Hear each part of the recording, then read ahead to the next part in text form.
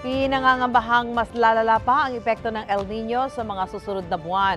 Ayon sa Task Force El Nino, maliit na porsyento lang ng bansa ang makakaligtas sa matinding epekto ng tagtuyot. Yan ang unang balita ni Darlene Cai.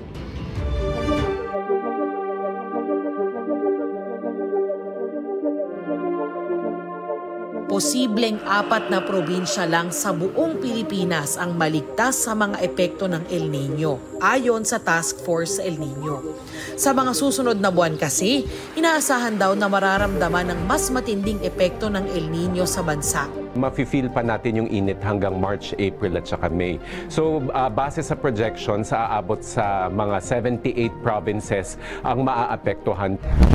Ayon sa pinakahuling tala ng Pag-asa, 50 probinsyang nakararanas ng mga epekto ng El Nino, partikular ang ilang buwang mas mababa sa normalang pag-ulan.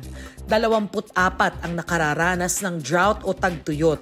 Ito ang mga lugar na 3 buwan ang nakararanas ng mahigit 60% na kabawasan sa average rainfall.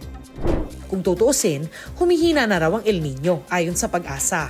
Pero hindi raw ibig sabihin na mababawasan ang mga epekto nito sa atin. Bumababa na yung pag-init ng temperatura ng dagat. So, ganun din po yung sinasabi nating weakening El Nino. But, despite na weakening yung El Nino, nandun pa rin talaga yung mainit na temperatura ng dagat.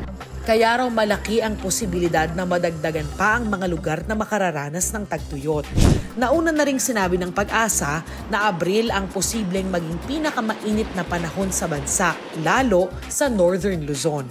Sabi ng NDRRMC noong nakaraang linggo, mahigit 1 bilyong piso na ang pinsalang idinudulot ng El Nino sa sektor ng agrikultura. Tinitiyak naman daw ng pamahalaan na sapat pa ang supply natin ng pagkain, tubig at enerhiya.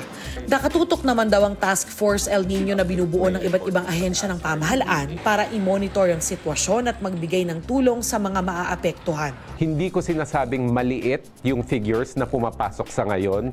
Hindi ko sinasabing kakaunti or lesser yung extent ng impact o damage ng El Nino ngayon.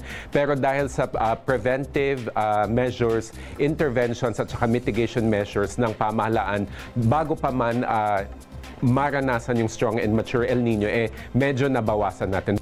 Ito ang unang balita. Darlene Cai para sa GMA Integrated News.